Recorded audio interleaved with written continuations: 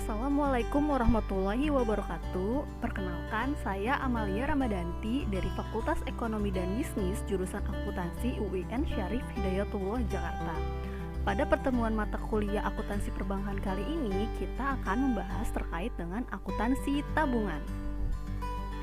Nah, setelah mempelajari topik ini, kita diharapkan mampu memahami dan menjelaskan apa itu tabungan dan apa itu akuntansi tabungan, mampu membuat jurnal-jurnal yang terkait dengan transaksi tabungan yang meliputi setoran, penarikan, pemindah bukuan, serta transaksi lainnya, dan mampu menghitung bunga tabungan dan mencatat bunga tabungan yang menjadi beban pada bulan laporan.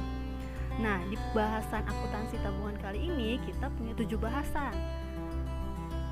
Yang pertama, tentang pengertian tabungan. Menurut Undang-Undang Nomor 10 Tahun 1998 tentang perbankan, tabungan adalah simpanan yang penarikannya hanya dapat dilakukan menurut syarat tertentu yang disepakati, tetapi tidak dapat ditarik dengan cek, biliet giro, dan atau alat lainnya yang dipersamakan dengan itu. Tabungan merupakan salah satu bentuk simpanan yang diperlukan oleh masyarakat untuk menyimpan uangnya, karena tabungan merupakan jenis simpanan yang dapat dibuka dengan persyaratan yang sangat mudah. Nasabah hanya perlu menyediakan fotokopi KTP, SIM, paspor, dan identitas lainnya untuk membuka rekening tabungan. Nah, di sini ada beberapa jenis tabungan yang ditawarkan oleh bank saat ini. Yang pertama ada tabungan bunga harian, tabungan pendidikan, tabungan multiguna, dan tabungan rencana pendidikan. Nah, masing-masing dari jenis tabungan ini memiliki keunggulan yang berbeda-beda. Nah, apa sih tujuan masyarakat menabung di bank? Yang pertama adalah nasabah merasa aman dalam menyimpan uangnya di bank. Yang kedua, nasabah dapat menarik tabungannya dengan mudah. Nah, yang ketiga, sebagai sarana penghematan. Nah, pembahasan selanjutnya kita akan membahas tentang sarana penarikan tabungan. Dalam melakukan penarikan terhadap rekening tabungan, maka bank memberikan beberapa sarana yang dapat digunakan untuk menarik rekening tabungan. Yang pertama ada buku tabungan. Buku tabungan merupakan salah satu bukti bahwa nasabah tersebut adalah nasabah penabung di bank tertentu. Nah, setiap nasabah tabungan akan diberikan buku tabungan, dan dalam buku tabungan yang diperoleh itu ada informasi tentang mutasi setoran, penarikan, dan pemindah bukuan. Nah, sarana yang kedua adalah slip penarikan, yang merupakan formulir yang disediakan oleh bank untuk kepentingan nasabah yang ingin melakukan penarikan tabungan melalui kantor bank yang menerbitkan tabungan tersebut.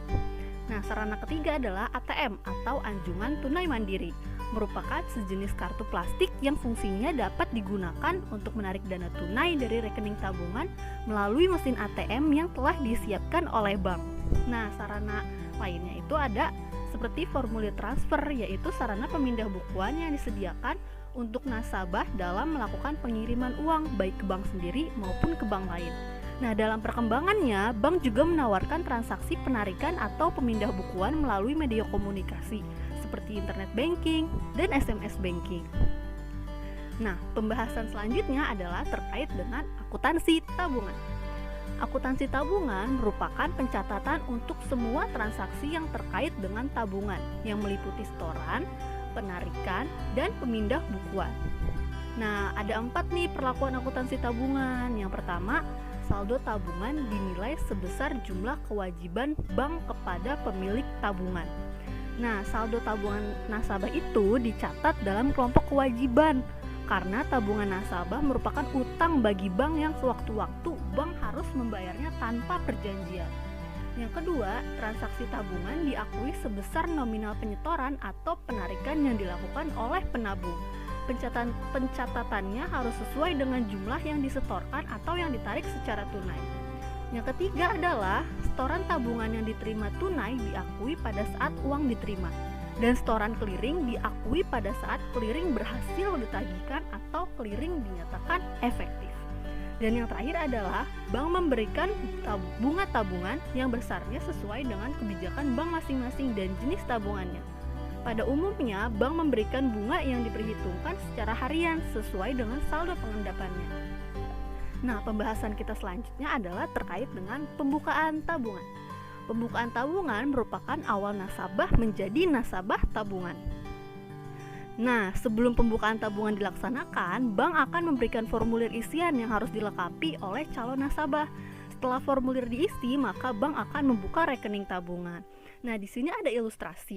Di sini diilustrasikan pada tanggal 6 Mei 2019, Lia membuka rekening tabungan di Bank Bima Surabaya dengan menyetorkan uang tunai sebesar 1 juta rupiah. Lalu bagaimana sih jurnalnya? Nah, jurnal yang dibuat oleh Bank Bima adalah kas pada tabungan Lia sebesar 1 juta rupiah, di mana kas itu di debit dan tabungan di kredit. Kenapa? Karena kas bertambah di debit, tabungan bertambah di kredit. Nah, pembahasan selanjutnya adalah terkait dengan setoran tabungan. Setoran merupakan aktivitas yang dilakukan oleh pemegang tabungan untuk menambah saldo tabungannya. Nah, setoran nasabah dapat dilakukan dengan setoran tunai maupun setoran non tunai.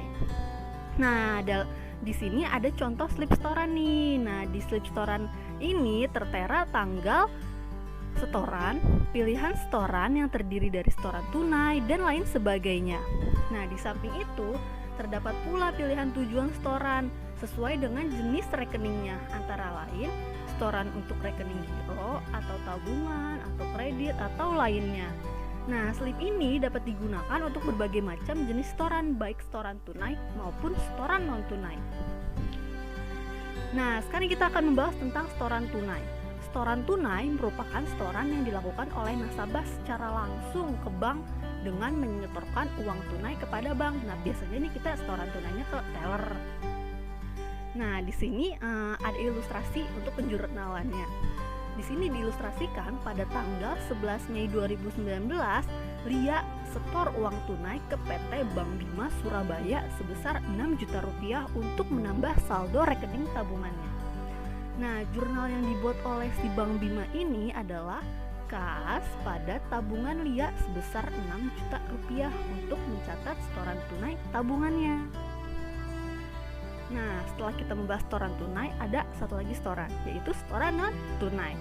Nah, setoran non tunai merupakan setoran yang dilakukan oleh nasabah atau pihak lain tidak dengan menyerahkan uang tunai, tetapi dengan sarana lain seperti pemindah bukuan, transfer in, setoran clearing, dan lain sebagainya. Nah, di setoran tunai ini kan ada 3. Yang pertama kita akan membahas tentang pemindah bukuan. Pemindah bukuan merupakan aktivitas yang dilakukan oleh bank atas perintah nasabah untuk memindahkan dana dari satu rekening ke rekening lain dalam bank yang sama. Nah, di sini ada ilustrasinya. Diilustrasikan pada tanggal 8 Mei 2019, Arya memindah bukukan rekening tabungannya di Bank Bima Surabaya sebesar 5 juta rupiah untuk keuntungan rekening tabungan atas nama Lia, nasabah Bank Bima Surabaya. Lalu di ilustrasi kedua, tanggal 10 Mei 2019, Bayu mengirimkan dana sebesar 10 juta rupiah dengan mendebit rekening tabungannya di Bank Bima Jakarta untuk keuntungan rekening tabungan Lia, nasabah Bank Bima Surabaya. Nah, dari kedua ilustrasi ini dapat kita jurnal yang dibuat oleh Bank Bima, yaitu pada tanggal 8, jurnalnya tabungan Arya pada tabungan Lia sebesar 6 juta rupiah atas pemindah bukuan antar rekening tabungan. Nah, untuk penjurnal tanggal 10, kita bisa menjurnalkan RAK cabang Jakarta pada tabungan Lia sebesar 10 juta rupiah atas pemindah bukuan antar cabang. Kalau si Arya kan sama-sama satu bank yang sama, kalau si Bayu ke bank yang berbeda. Nah, selanjutnya kita akan membahas tentang setoran clearing. Setoran clearing merupakan setoran non-tunai yang dilakukan oleh nasabah dengan menyerahkan warkat bank lain untuk keuntungan rekening tabungannya. Nah, di sini ada ilustrasinya. Pada tanggal 11 Mei 2019, Lia setor biliet giro yang diterbitkan oleh Bank Bima Mandiri Surabaya senilai 10 juta rupiah dan hasilnya akan dikreditkan ke rekening tabungan atas nama Lia di Bank Bima Surabaya. Maka jurnal yang dapat dibuat oleh Bank Bima adalah rekening perantara clearing sebesar 10 juta di debit. Nah, pada saat warka tertagih atau tertolak, kita bisa menjurnalnya yaitu rekening perantara clearing di kredit sebesar 10 juta, lalu ada giro pada BI pada tabungan Lia sebesar 10 juta untuk mencatat hasil clearing ke tabungan. Nah, selanjutnya kita akan membahas tentang transfer in atau transfer masuk. Nah, merupakan kiriman uang dari nasabah yang berasal dari bank lain untuk keuntungan nasabah bank. Nah, di sini ada ilustrasinya. Pada tanggal 11 Mei 2019 terdapat transfer masuk atau kiriman uang dari Bank Niaga Surabaya untuk keuntungan nasabah tabungan LIA di Bank Bima Surabaya sebesar 10 juta rupiah. Nah, jurnal yang dapat dibuat oleh Bank Bima Surabaya yaitu pada tanggal 11 giro pada Bank Indonesia pada tabungan LIA sebesar 6 juta rupiah. Nah, selanjutnya kita akan membahas tentang penarikan tabungan. Apa sih penarikan tabungan? Penarikan tabungan merupakan pengambilan dana yang dilakukan oleh nasabah. Penarikan tunai yang dilakukan langsung di bank yaitu nasabah mengisi slip penarikan dan mendatanganinya, kemudian menyerahkannya pada teller disertai dengan menyerahkan buku tabungan. Nah, di sini ada contoh slip penarikan tabungan. Di sini ada tercantum tanggalnya, jenis rekeningnya, jumlahnya, terus tanda tangan penariknya atau pemiliknya, dan juga nomor rekeningnya. Nah, selanjutnya di penarikan ini ada penarikan tunai dan penarikan non tunai. Nah, kalau penarikan tunai merupakan penarikan yang dilakukan oleh nasabah secara tunai. Jurnalnya bagaimana? Di sini pada tanggal 11 Mei 2019, LIA menarik tunai tabungannya di Bank Bima Surabaya sebesar 1.500.000. Maka jurnalnya tabungan LIA pada kas sebesar 1.500.000, di mana tabungannya berkurang karena ditarik, kasnya juga berkurang karena ditarik. Nah, yang kedua pada tanggal 11 Mei 2019, LIA mengambil uang tabungannya melalui ATM sebesar 2.500.000. Nah, jurnalnya adalah tabungan LIA pada kas. Nah, kasnya di kas ATM-nya kan berkurang sebesar 2.500.000. Lalu yang ketiga pada tanggal 11 Mei 2019, LIA menarik tabungannya melalui ATM Bank BNI Surabaya sebesar 2 juta. Nah, penarikan tunai melalui mesin ATM bank lain itu dikenakan biaya 5.000. Maka kita bisa menjurnalnya tabungan LIA pada giro Bank Indonesia sebesar 2.500.000. Nah, selanjutnya kita bahas tentang penarikan non tunai. Nah, di penarikan non tunai ini berarti penarikan tabungan dilakukan dengan menggunakan sarana lain selain buku tabungan dan kartu ATM. Nah, di sini tuh ada dua, ada pemindah bukuan, juga ada transfer keluar. Kalau di setoran itu ada transfer in, kalau di penarikan ada transfer out. Nah, di pemindah bukuan ini ada ilustrasinya. Tanggal 13 Mei 2019, LIA memindah bukukan dana yang berasal dari debit rekening tabungannya sebesar 1 juta. Dipindah bukukan untuk keuntungan rekening giro PT Yudhistira di Bank Bima Surabaya. Nah, jurnal yang dibuat Bank Bima Surabaya itu tabungan LIA pada giro PT Yudhistira sebesar 1 juta rupiah pada tanggal 13. Nah, jurnal yang dibuat Bank Bima Semarang RAK cabang Surabaya pada tabungan dia sebesar 2 juta. Nah, ilustrasinya dari sini juga ya teman-teman, bisa dibaca. Oke, selanjutnya ada transfer keluar. Transfer keluar merupakan kegiatan memindahkan dana dari satu bank ke bank lain baik dalam wilayah clearing yang sama ataupun di luar wilayah clearing. Nah, di sini ada ilustrasinya teman-teman. Pada tanggal 15 Mei 2019, LIA mentransfer dana dengan mendebit rekening tabungannya di Bank Bima Surabaya sebesar 500.000, kemudian dikirim untuk keuntungan lunak nasabah Bank Surya Putra. Biaya transfernya itu 5.000 secara tunai. Nah, yang ilustrasi kedua, si LIA itu mendebit rekening tabungannya sebesar 2 juta untuk dikirimkan ke Happy nasabah Bank Permata. Nah, biaya transfernya 5 juta dengan debit rekening tabungannya. Nah, jurnal yang dibuat Bank Bima Surabaya yaitu tabungan LIA, kas, giro pada Bank Indonesia, dan pendapatan komisi transfer. Tabungannya kan tadi 500.000, terus kasnya 5.000, terus ada giro PDBI 500.000 di kredit dan 5.000 di kredit. Lalu kita juga menjurnal tabungan LIA pada RAK cabang Jakarta dan pendapatan komisi transfer.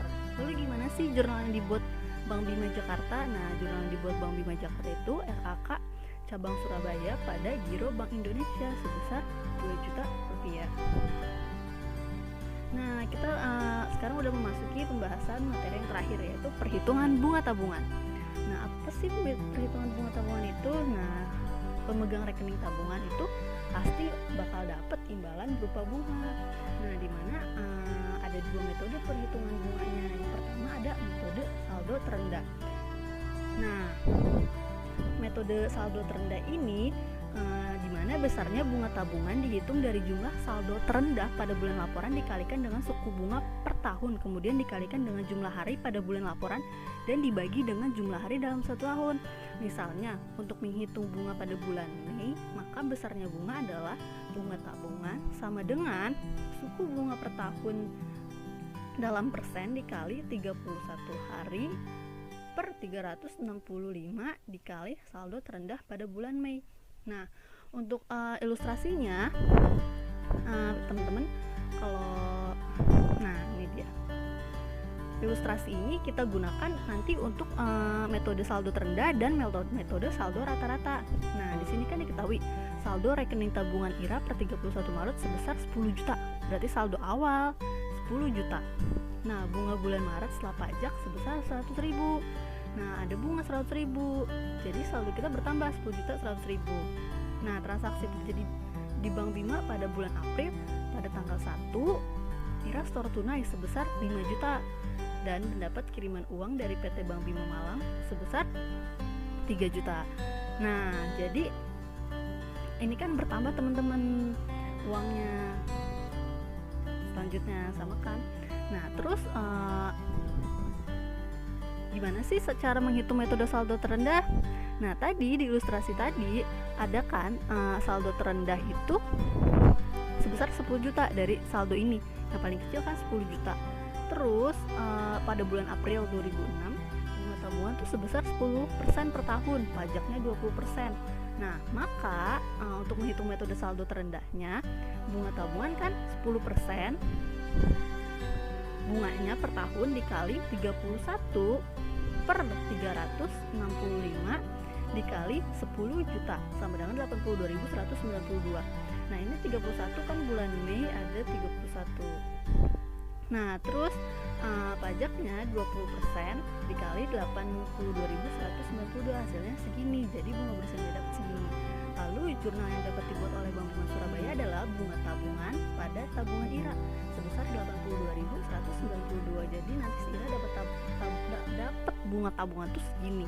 Nah, bunga itu kan pasti dikenai pajak ya, teman-teman. Nah, jurnal untuk beban pajaknya itu tabungan IRA pada utang PPH sebesar 16.000 sekian.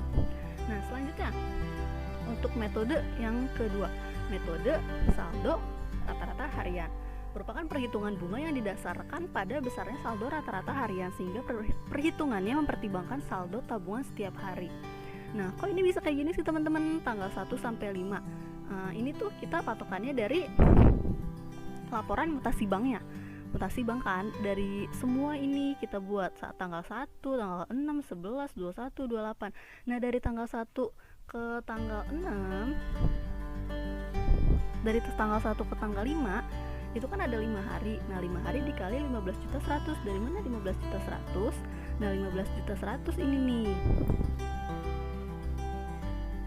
Jadi kita kali. Jadi 5 hari dikali 15.100 hasilnya 75.500. Nah, dari tanggal 6 ke 10. Kenapa 6 ke 10? Karena kan diketahuinya dari tanggal 6 terus ada tanggal 11, berarti kan 6. Terus 11 berarti 6 ke 10. 13.100 berarti 5 dikali 13.100 hasilnya segini. Terus seterusnya teman-teman sampai yang bawah. Nah, yang bawah kan tanggal 30. Nah, tanggal 30 berarti kan cuma ada satu hari. 1 dikali 16.595.000.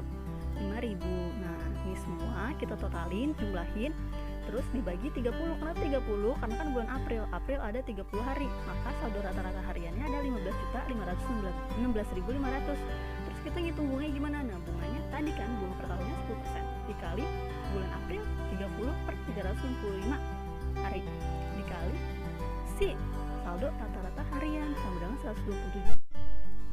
Nah, pajaknya 20% dikali bunganya ini. Nah, didapat bunga bersih yang diterima IRA adalah 102.026.000. Nah, jurnal yang dibuat oleh Bank Bima yaitu beban bunga tabungan pada tabungan IRA sebesar 127.000 sekian. Dan untuk jurnal beban pajaknya tabungan IRA pada utang PPH sebesar 25.000 sekian.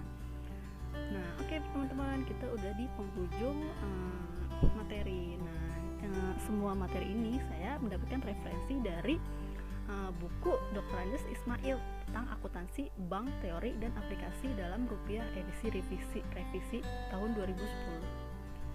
Oke teman-teman, sekian, terima kasih. Semoga penjelasan saya bermanfaat untuk kita semua. Assalamualaikum warahmatullahi wabarakatuh.